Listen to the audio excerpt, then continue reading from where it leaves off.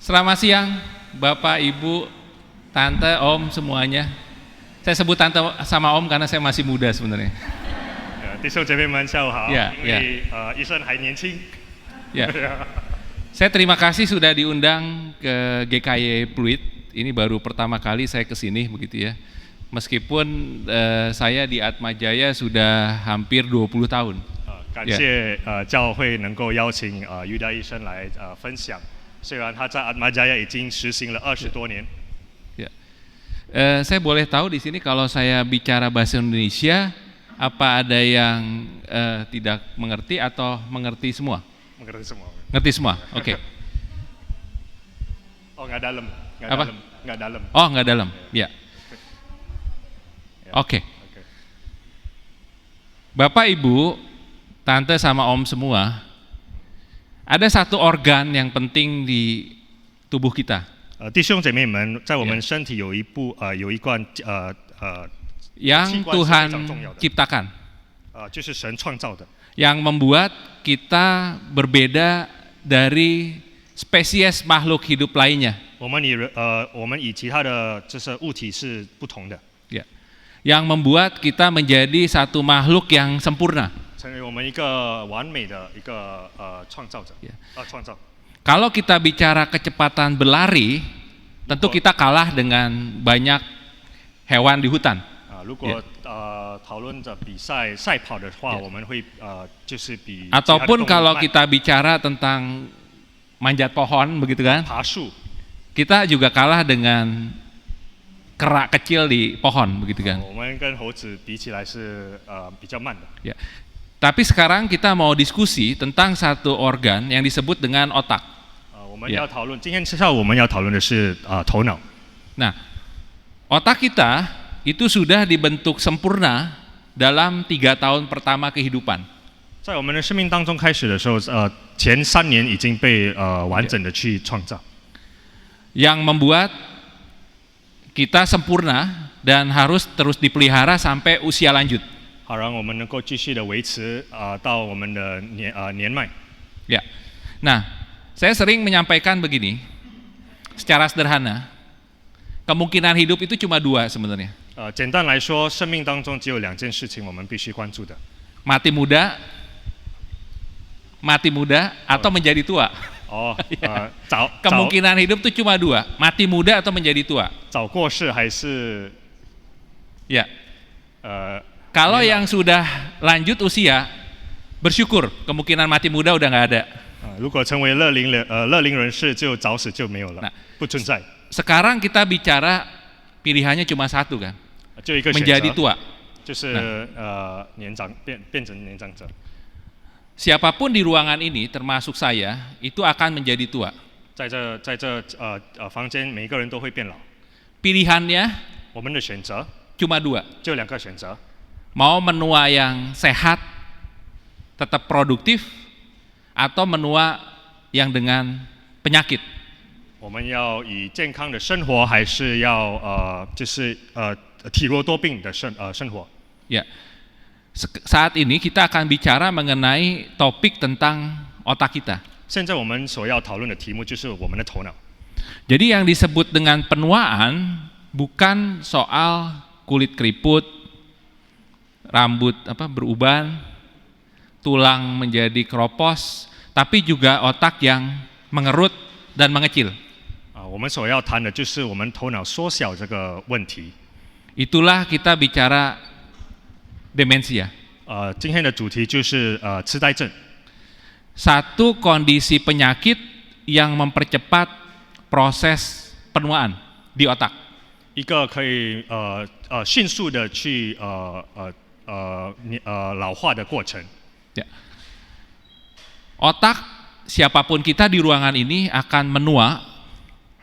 Yang bisa kita lakukan adalah memperlambat proses penuaan. 我们每个人的头脑都会衰老，但是我们能够减缓这个过程。 Bicara demensia adalah penyakit yang mempercepat proses penuaan di otak. 当我们讲到痴呆症的时候，它是一个迅速的老化的过程。 Ya. Nah, saat otak menua itu mengerut, mengecil. 当我们老化的时候，我们的头脑型缩小。 Dan karena terkena demensia, proses pengerutan, pengecilan ini bertambah cepat. 当我们患上痴呆症的时候，这个过程更加的迅速。 Ya. Akibatnya bukan hanya mengerut dan mengecil, tetapi juga fungsi otaknya menurun. 不但缩小，但是它的功能也是降低了。 Oke. Fungsi otak menurun utamanya adalah fungsi memori kita. 就是我们的记忆力， Ya. Fungsi perilaku kita. 我们的行为。 Oke. Akibatnya seseorang menjadi sering lupa 结果是我们常常忘记事物， dan ada gangguan perilaku. 还有我们心理的障碍。 Oke. Hari ini saat di kamar, siapa yang dandan atau melihat cermin? 今天我们打扮的时候，有谁照着镜子呢？ Pasti semuanya. 应该大多是每个人吧。 Ya. Saat kita melihat di cermin, 当我们照镜子的时候， kita melihat seseorang di sana, 我 betul 们 nggak? 看到一个人，不是吗？ Dan itu diri kita. 那就是我们自己， Karena kita ingat itu diri kita. 因为我们记得那是我们， Karena 那是我们 memori 自己 kita. 就是因为我们的记忆。 Bayangkan kalau kita nggak punya memori, kita lihat di cermin, itu pasti orang lain di cermin. 但是如果我们没有记忆的话，没有记忆能力的话，当我们看到那个镜子的时候，我们 Serem 不会记得 banget 是 nggak 我 coba? 们。 Jadi saat kita melihat di cermin itu adalah kita, saat kita melihat itu adalah diri kita, atau saat saya bangun misalnya, melihat di jendela tanpa sadar saya kaget ada seseorang, ternyata bayangan saya sendiri, saya akhirnya ingat bahwa itu saya begitu. Tetapi bayangkan kalau memori saya hilang, kalau daya ingat saya hilang, pasti saya akan lapor ke orang lain bahwa ada orang lain di rumah. Kalau kita misalnya melihat ada sepatu kita, ada sepatu di depan rumah, saya pernah mengalami, saya melihat sepatu yang saya nggak kenal. Saya kaget, ini pasti ada tamu datang ke rumah. Tapi bagusnya saya sadar, saya ingat itu sepatu saya. Jadi saya tenang, nggak ada tamu, itu sepatu saya. Bayangkan kalau saya nggak ingat itu sepatu saya akan masuk ke rumah mencari-cari siapa yang mengunjungi istri saya begitu, karena itu sepatu laki-laki begitu. Atau mungkin Bapak Ibu di sini, saya juga pernah menaruh dompet karena ada uangnya, saya taruh di tempat yang aman. Suatu saat saya lupa dompet saya di mana. Saya cari-cari, tidak ketemu dompetnya. Dalam hati saya udah mulai curiga, jangan-jangan ada orang yang ngambil. Bagusnya sorenya dompet itu ketemu. Saya dalam hati, waduh dosa juga nih, udah nuduh orang begitu. Tapi bayangkan kalau memori saya berkurang, dompet yang saya simpen nggak ketemu-ketemu. Mungkin 3 hari saya bisa curiga sama orang, bisa 5 hari curiga sama orang, sampai akhirnya dompet ketemu. Pernah mengalami Bapak Ibu semua? 有人经历过这些事件吗？ Ya. Nah, itulah fungsi daripada memori kita. 这就是我们的认知功能。 Ya. Kalau saya coba membagi memori itu ada 3 sebenarnya. 如果我们开始分的时候，有3个部分： Memori yang netral, 自然功能、 memori yang emosional positif, 情绪记忆的功能， memori yang emosional negatif. 这是负面情绪的功能。 Ya. Pertanyaan saya, 我的问题是， mana yang paling diingat paling lama? 哪一个记忆是我们能够深刻 Apakah 的 yang 记住？ netral, yang positif, 自然正 atau yang 面 negatif? 还是负面的？ Yang jawabannya negatif ada, Bapak Ibu? 负面的有谁同意？请举手。 Atau yang positif? 正面的 Atau yang netral? 还是自然的？ Yang mana? 哪一 Yang 个？ mana dari memori Bapak Ibu yang paling lama diingat? 哪一个记忆是你们最印象深刻？深 Yang 刻的 netral, positif, atau negatif? Negatif. 负面的。有一位姐 Ibu-ibu 妹 yang 说 lain yang 答案 negatif, 是 yang 负面的 positif? 哪一个是正面的呢？ Gak usah khawatir jawabannya nggak ada yang salah, nggak ada 不 yang 必 benar. 担心，没有错也没有对与错。 Jangan karena di gereja jawabannya positif semua. 不要因为我们在教会，所以答案是全部都是正面的。 Tapi betul, 但是的 yang 确是对 diingat 的。 paling lama adalah emosional negatif. 我们印象最深刻的就是负面的。 Bapak, Ibu, dan saya mungkin bisa lupa daftar belanjaan tadi pagi. Mau ke pasar, saya lupa mau beli apa. 弟兄姐妹，当我们去巴萨的时候，我们应该会忘记我们所要买的东西， Tetapi saya lebih mudah mengingat 但是我们更 Karena 容易的记住。 sahabat saya memberikan hadiah 当我的好朋友给我礼物的时候， 2 tahun lalu. 2年前， Tapi saya bahkan lebih mengingat lagi 但是我更印象深刻的是， tetangga yang ngomong kasar 10 tahun lalu. 当我的邻居说我的坏话， Yang negatif 负面的 lebih lama diingat 更永久的， dibandingkan dengan memori positif, 比起负面的 apalagi data netral. 还是自然的。 Jadi otak yang sama, 所以同样的头脑， ini otak yang sama 同样的头脑， bisa melupakan daftar belanja 能够忘记我们所要购物的东西， yang tadi pagi, 就是今天早上。 tapi bisa ingat 10 tahun lalu 但是10年前的事件，我们还可以记 omongan 住 tetangga yang negatif. 我们邻居所讲的坏话。 Nah, saat otak mengecil, 当我们的头脑缩小的时候， yang pertama hilang adalah data yang netral. 我们能够失去的第一件事就是我们自然的记忆。 Makin menua, mengerut, mengecil, data yang positif hilang. 我们越老，我们的头脑越缩小，正面的记忆越Sisanya adalah yang 剩下的就是 negatif. 负面的记忆。 Jadi pesannya sederhana. 所以我的信息是非常的简单， Perbanyak emosi yang positif. 多一点正面的这个记忆。 Ya. Karena kalau banyak yang negatif, 如果太多的负面的话， saat tua 当我们老的时候， yang diingat negatif semua. 就是全部都是负面的。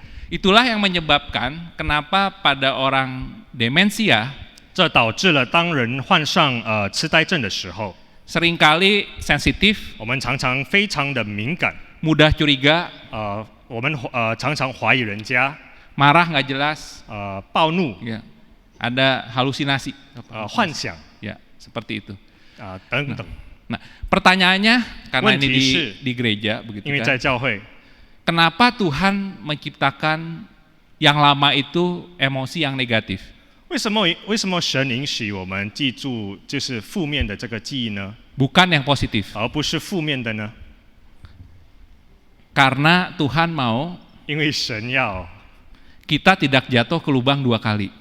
Sebenarnya, 我们不会再犯罪， supaya kita belajar 好让我们能够学习， dari kesalahan yang lalu 从我 sebenarnya. 们的错误当中我们能够学习， Sehingga kita bertahan 好让我们能够坚守 sampai sekarang 到现在。 dibandingkan 比起 dinosaurus 恐龙时代， survive sampai sekarang. Nah, tadi disampaikan saat kita bicara demensia 当我们 belum ada obatnya sampai sekarang. 当我们说到痴呆症的时候，还是无药可救。 Penuaan nggak bisa di stop. 老化是不能停止的。 Penyakit demensia karena penuaan yang cepat tidak bisa di stop, hanya bisa diperlambat prosesnya. 痴呆症不能停止，但是我们能够减缓。 Jadi yang paling 这个过程。 penting 所以最重要的是， adalah 就是 pencegahan 以防， dan deteksi dini. 还有提早检 Ya. 查。 Jadi kalau Bapak Ibu, 弟兄姐妹 Om, 们， Tante semuanya di sini begitu ya.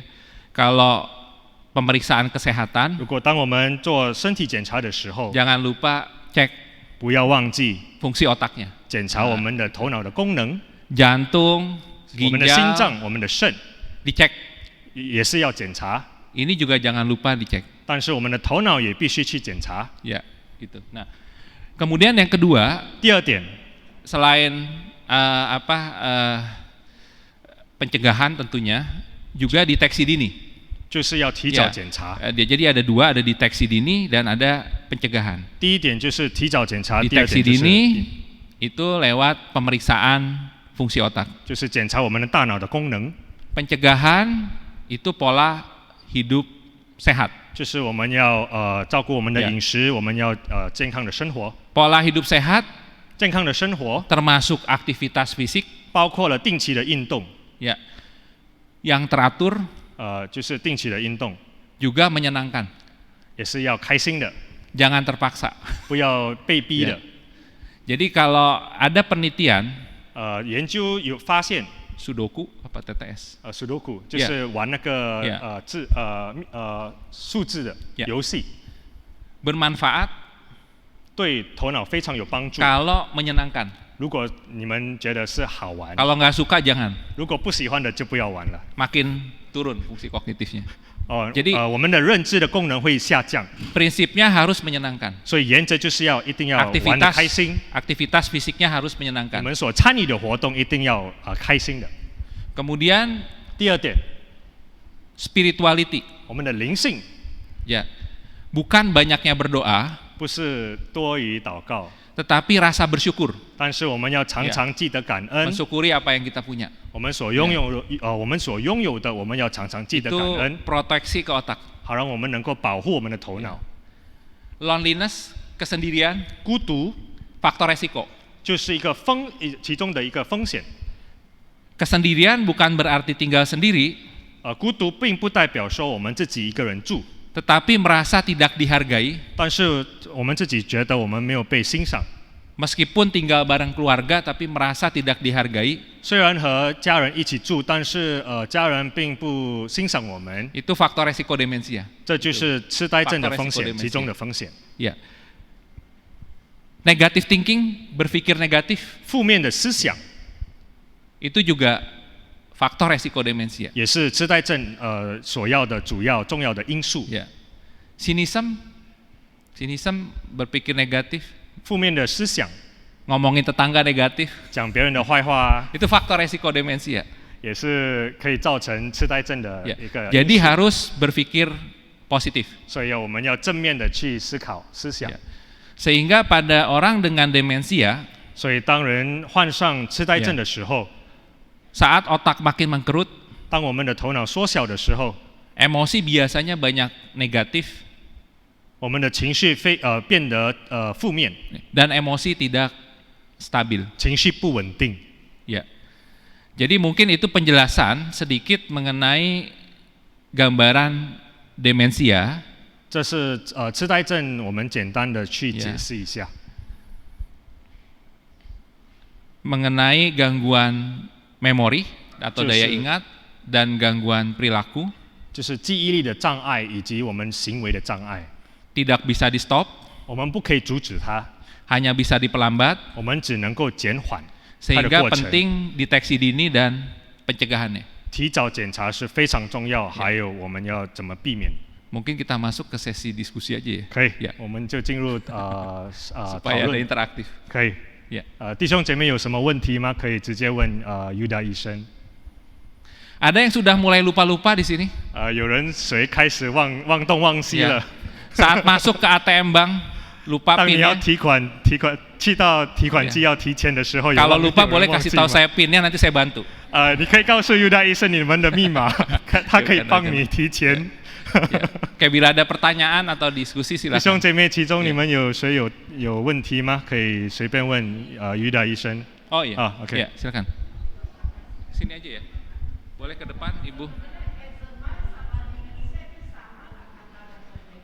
Oh iya. Ya. Otak itu pemeriksa apa? Dengan darah atau dengan MRI otak atau apa? Jadi itu memperiksa fungsi otak dengan cara apa? 所以姐妹有2个问题，第一个问题是阿尔兹海默病和痴呆症有什么分别？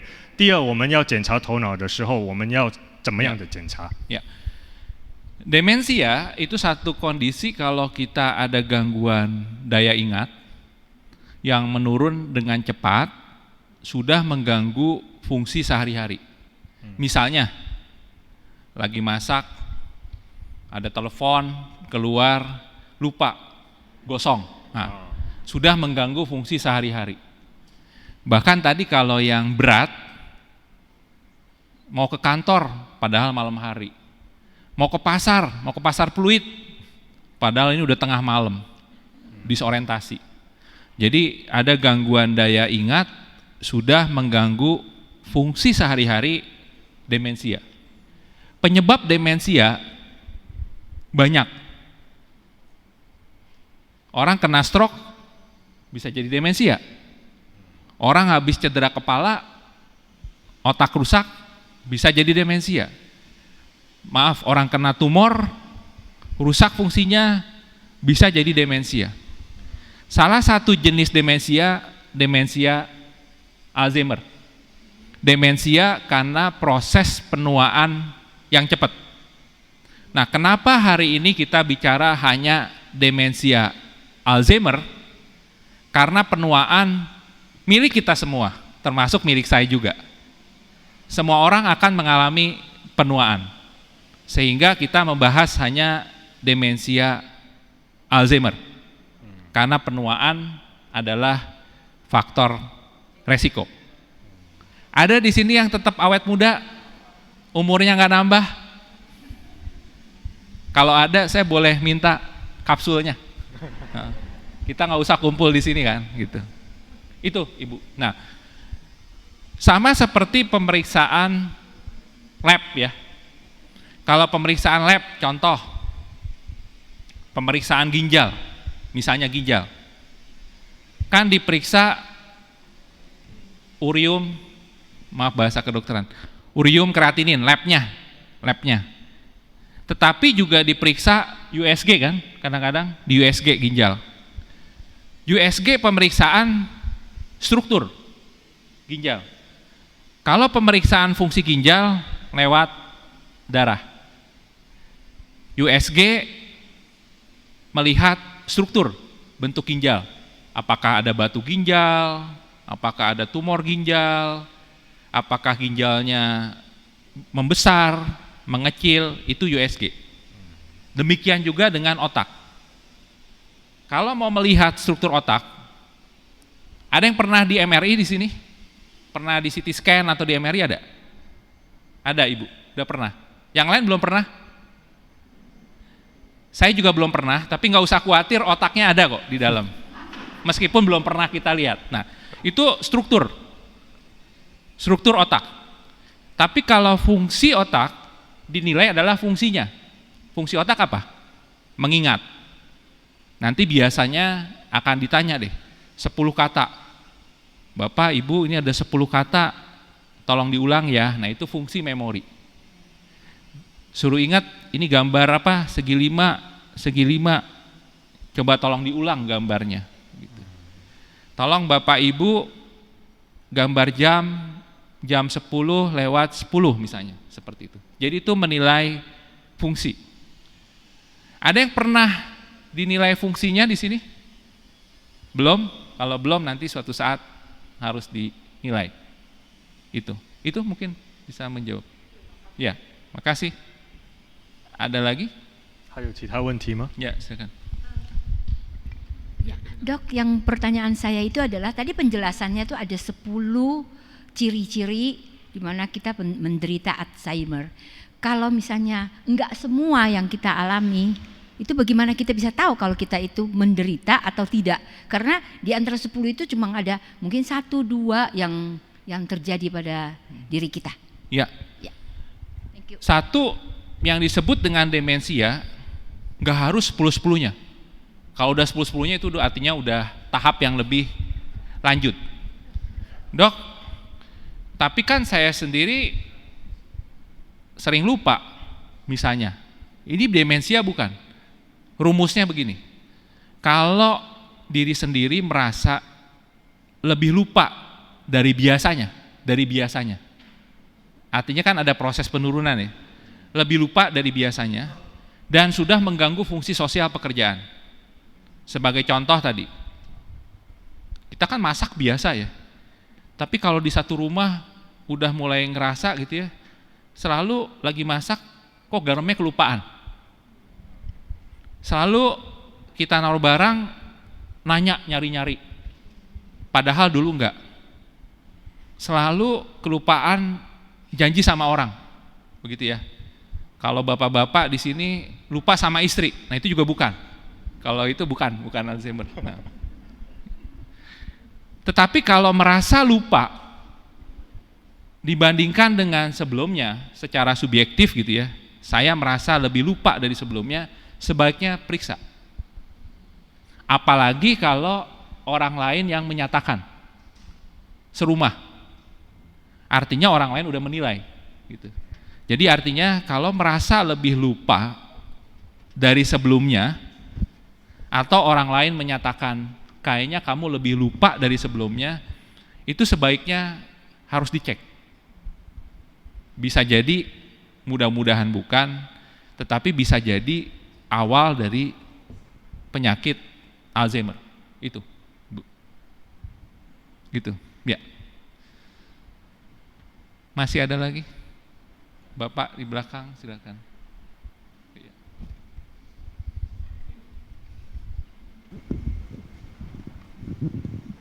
Ada pertanyaan, mau pilih Alzheimer atau Parkinson? Saya pilih atau, Pak. Hah? Alzheimer atau Parkinson kan? Saya pilih atau. Kok dua-dua ini pilih Ya. mana? Ya. Jadi apa sih bedanya Alzheimer dengan Parkinson? Saya nggak akan bilang bedanya dulu, tetapi samanya dulu. Satu, saat otak ini sebenarnya kan ada fungsi untuk mengingat, ada fungsi untuk perilaku, ada fungsi juga untuk bergerak. Kita bergerak ini sebenarnya bukan hanya kita punya kaki dua, tetapi juga diatur oleh otak kita, yang disebut dengan pusat gerak yang ada di otak kita. Saat otak menua di awal, kalau Alzheimer kenanya mengerut terutama di pusat daya ingat, Alzheimer kenanya di pusat daya ingat. Kalau Parkinson kena pertama di pusat motoriknya. Dua-duanya sama-sama mengerut, cuma beda nasib aja. Yang satu ingat di masalah otak mengerut di pusat daya ingat, yang satu di pusat motoriknya. Yang satu lupa-lupa tapi lari masih cepat. Kalau yang satu Parkinson ingetannya bagus tapi jalannya jadi pelan. Tetapi pada akhirnya seiring dengan waktu berjalan, seiring dengan tahun-tahun berjalan, kita akan berhadapan dengan kondisi yang sama. Seorang lansia di kursi roda gitu ya, yang motoriknya terganggu, nggak bisa gerak, tetapi juga ingat udah nggak bisa. Cuma masalah bedanya di awal. Gitu. Dok, apakah selalu yang gangguan lupa-lupa itu sampai akhirnya di kursi roda? Jawabannya adalah enggak. Ini ceritanya kalau berlanjut terus begitu ya. Kalau dalam bahasa kedokteran kan, maaf ini bahasa kedokteran ya, bukan bahasa imani gitu. Orang nggak ada meninggal dengan tenang. Meninggal itu selalu ada diagnosis penyakit kalau di kedokteran. Yang disebut meninggal tenang kan serangan jantung namanya kan, begitu kan. Tinggal memilih aja mau jantung mau apa begitu. Kalau di kedokteran kan gitu. Nah, jadi saat seseorang, dok nanti Alzheimer itu pasti memburuk, makin buruk di akhirnya ditirah jadi baringan, nggak ingat semuanya, belum tentu juga. Karena keburu meninggal karena jantungnya kan, begitu. Demikian juga Parkinson gitu ya. Jadi apa bedanya Parkinson dengan Alzheimer sebenarnya sama. Cuma bedanya adalah waktu saat awal Parkinson kena di motorik bergeraknya, kalau Alzheimer di daya ingatnya. Apakah proses penyakit akan makin memburuk dengan cepat? Jawabannya juga enggak. Bisa dipelambat gitu. Tapi nggak bisa di stop. Gitu. Itu sih Pak. Gitu. Jadi untuk menjawab tadi, mau demensi Alzheimer atau mau Parkinson atau gitu ya, nggak mau dua-duanya gitu ya. Itu Pak. Iya. Ya, kasih. Iya, Dok. Mau nanya. Oh ya. Kenapa ada yang berumur 80 lebih tapi masih pinter, masih otaknya masih bisa ingat dan masih kuat, dibandingkan dengan umur yang 60 lebih tapi udah mulai lupa-lupa atau apa? Nah, apakah karena minum obat atau karena fisik atau karena kehidupannya? Nah, dokter bisa berikan contoh nggak yang bagi kita ini yang sudah 60 lebih atau 70 lebih ini, supaya fungsi otak ini tidak cepat ciut gitu? Apakah lebih banyak nonton atau selalu ikut kaleb atau kaleb center kita, ada kegiatan apa supaya kita terus ini ya? Karena saya iri banget dengan Pak Taruna ini, udah 80 lebih tapi wah masih ini dibandingkan dengan mungkin saya baru 60 lebih gitu. Thank you. Ya. Kayaknya yang harus menjawab Bapak tadi, si Om. Kalau si Om udah terbukti, kalau saya belum kan. Kalau saya baru teori. Nah, tetapi memang gini, dalam berbagai studi yang ada, betul, yang disebut dengan tua itu bukan masalah yang kita lihat di KTP. Secara KTP bisa jadi lahirnya sama, ulang tahunnya di tanggal dan bulan yang sama, tetapi saat sama-sama umur 60 menjadi penuaan yang beda. Penuaan itu ada penuaan yang secara biologis, ada penuaan yang kalau saya bagi secara psikologis. Secara psikologis juga kita bisa lihat ya. Ada yang umurnya sih udah 60 tahun, tapi psikologisnya kayak anak-anak gitu. Tetapi secara biologis juga sama. Yang pasti ada yang disebut dengan stimulasi fisik, stimulasi mental, dan stimulasi fisik, mental, dan sosial. Ada 3 kalau saya bagi. Nah, di penelitian yang disebut dengan stimulasi fisik itu olahraga sebenarnya. Stimulasi mental seperti misalnya kalau di itu tuh sebenarnya kita kumpul ya. Arisan itu masuk dengan ada aspek mentalnya, tetapi juga ada aspek sosialnya gitu ya. Kemudian kita gembira sama-sama, nyanyi itu juga mental begitu ya. Kemudian memang dibedakan, ada yang disebut dengan stimulasi sosial. Kalau kita misalnya jalan pagi sendirian dengan senam bareng-bareng, misalnya ada berdua dengan bertiga gitu ya. Kalau dari penelitian, kalau dilakukannya dengan kapasitas jam yang sama, sebenarnya yang lebih menstimulasi adalah yang bareng-bareng gitu. Kenapa? Nah, penelitiannya gini. Tadi kan ada stimulasi fisik, olahraga, stimulasi mental, ada stimulasi sosial. Kalau dilakukan satu dibandingkan kombinasi, itu lebih bermanfaat yang kombinasi. Jadi alangkah baiknya kalau kita lakukan aktivitas fisik, ada stimulasi mental dan sosial juga gitu. Nah, belajar dari COVID, pasien saya kebetulan lansia semua begitu ya. Saat COVID di tahun kedua, masalah obat sebenarnya nggak ada masalah. Akhirnya si oma, si opa minum obat, meskipun nggak ke rumah sakit ya obat udah minum teratur. Yang belum ada sebenarnya stimulasi sosial. Nggak bisa kumpul di gereja, nggak bisa kumpul dengan saudara-saudara gitu. Yang terjadi apa? Tetap tuh menurun fungsi kognitifnya gitu. Nah, itu membuktikan bahwa ternyata yang mempertahankan kognitif ini salah satu yang penting pada lansia itu kontak sosial. Nah, seperti hari ini misalnya ya, kumpul bareng gitu ya, kemudian kita diskusi, itu termasuk stimulasi sosial. Nah, pada orang tua stimulasi sosial itu sangat penting. Tadi disampaikan juga kalau lansia udah sendirian di kamar, nggak usah tunggu setahun, tunggu 6 bulan pasti akan menurun dengan cepat gitu. Jadi kalau ada pertemuan seperti ini, ada peer group ya, kumpul bareng-bareng gitu ya, sebaiknya memang kumpul, ada stimulasi sosial gitu. Nah, jadi yang bisa saya mungkin rangkum tadi stimulasi fisik, sosial, dan stimulasi mental. Stimulasi mental ini termasuk spiritual. Spiritual ini tadi saya sampaikan rasa bersyukur. Seseorang yang mempunyai spiritual yang tinggi, rasa bersyukur yang tinggi gitu ya,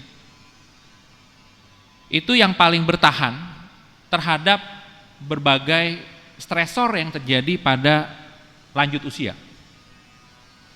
Saat lanjut usia yang terjadi adalah kita kehilangan pekerjaan, kita kehilangan teman, sahabat, pasangan. Itu stimulasi yang cukup berat pada lansia.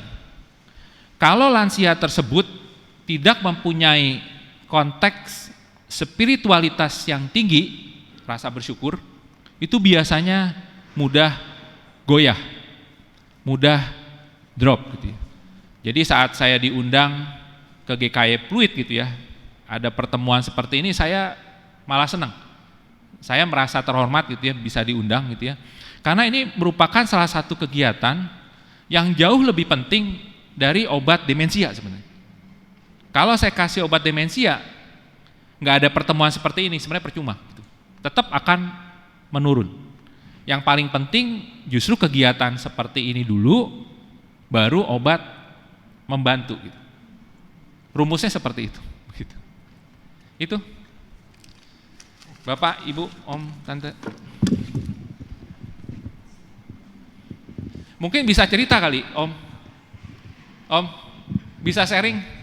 Katanya tadi bisa awet muda, kayaknya harus disaringkan. Oh iya, silakan. Halo, Ya. permisi nanya ya. Kalau orang yang mengalami insomnia, yaitu susah tidur, sering makan obat tidur, apakah itu mempercepat demensianya atau Alzheimer-nya? Oke. Gitu. Jadi ataupun kalau memang nggak makan obat tidur karena sering mengalami insomnia, apa itu mempercepat waktu hari tuanya seperti ini? Makasih. Ya. Nah, saya coba sederhanakan. Tidur itu adalah titik nol. Saya sebut tidur itu adalah titik nol. Titik nol itu adalah melupakan apa yang terjadi sepanjang hari, begitu ya.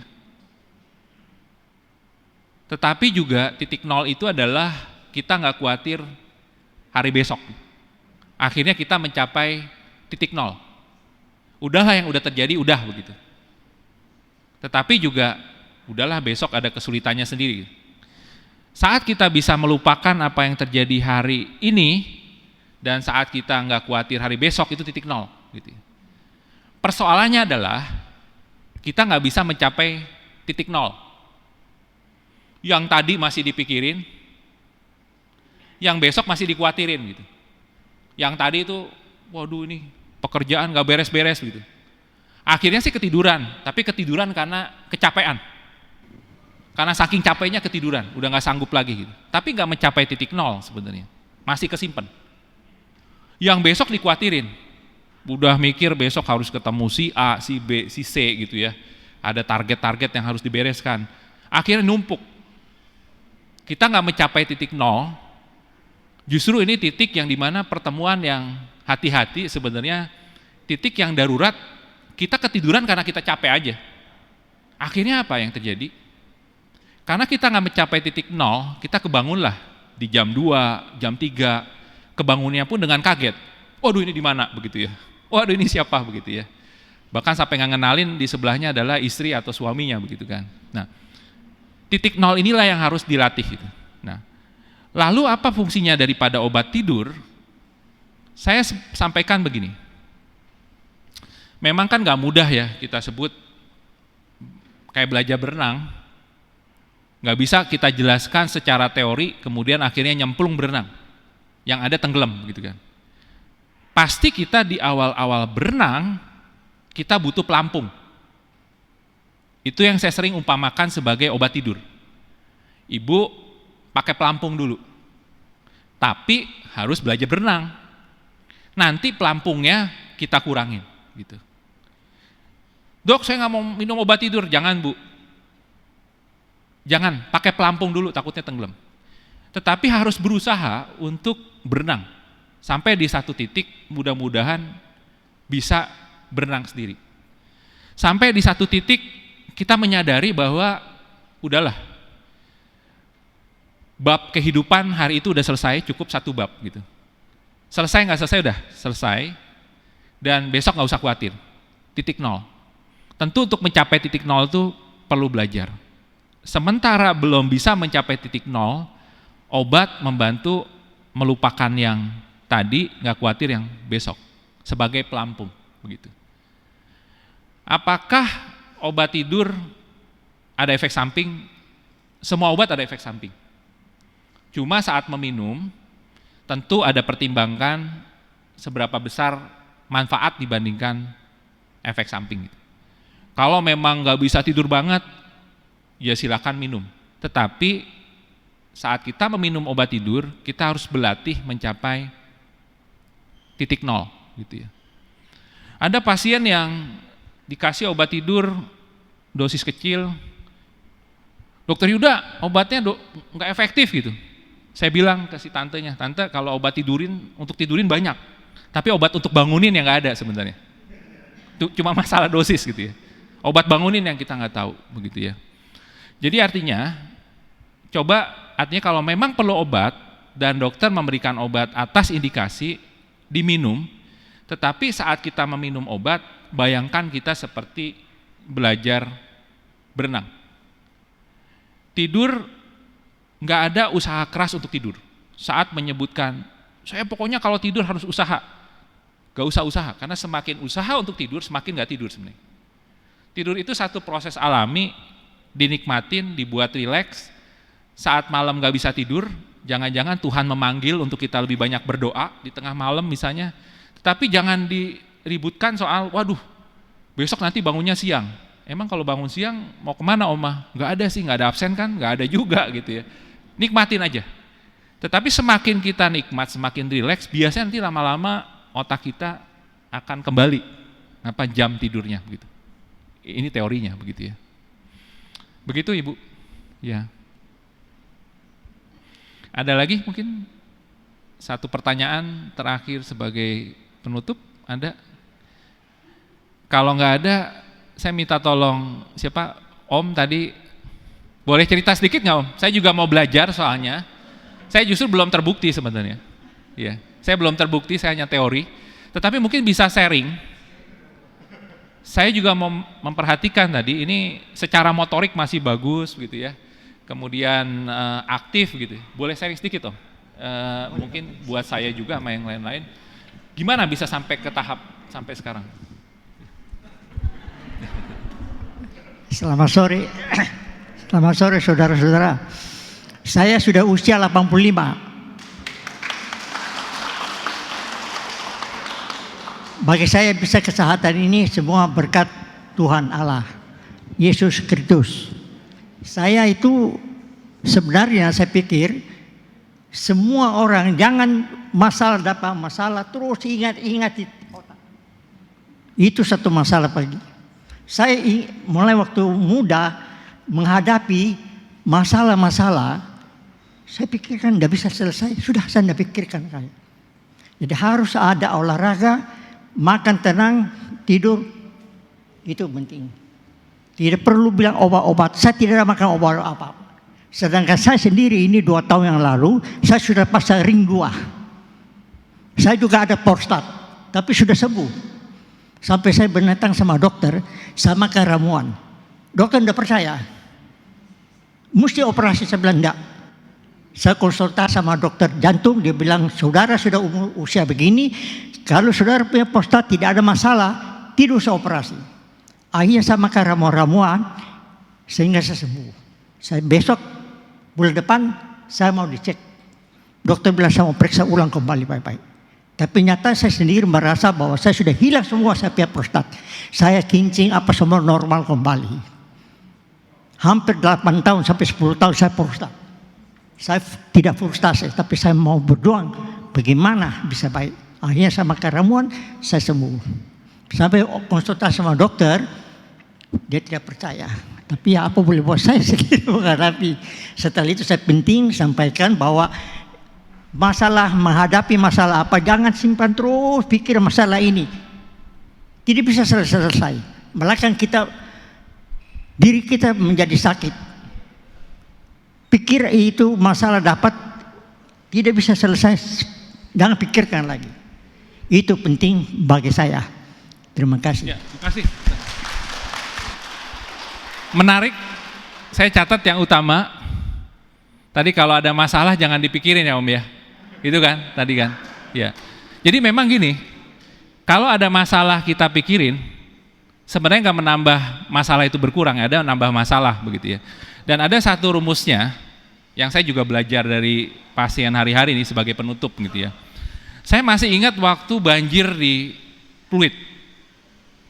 Yang terjadi adalah saat saya praktek di rumah sakit, ini real ya kenyataan, itu banyak yang datang dengan stroke saat banjir. Itu karena itu waktu itu saya masih ingat di Atmajaya itu kayak tanggul, sekitarnya banjir tapi kita nggak masuk kan, tapi itu kan lebih tinggi gitu ya. Nah, jadi setelah itu banyak yang datang dengan masalah stroke. Tetapi saya juga melihat begitu, banyak anak-anak yang remaja gitu ya, malah happy-happy main air gitu di tengah banjir. Jadi artinya gini, yang saya coba pelajari gini, kalau kita menghadapi satu masalah, syukur-syukur masalah itu bisa selesai gitu. Tetapi saya bicara masalah yang nggak bisa selesai gitu. Saat kita menghadapi satu masalah yang kita nggak bisa selesaikan, yang kita harus ubah adalah sikap kita terhadap masalah tadi. Banjir kita nggak bisa ubah.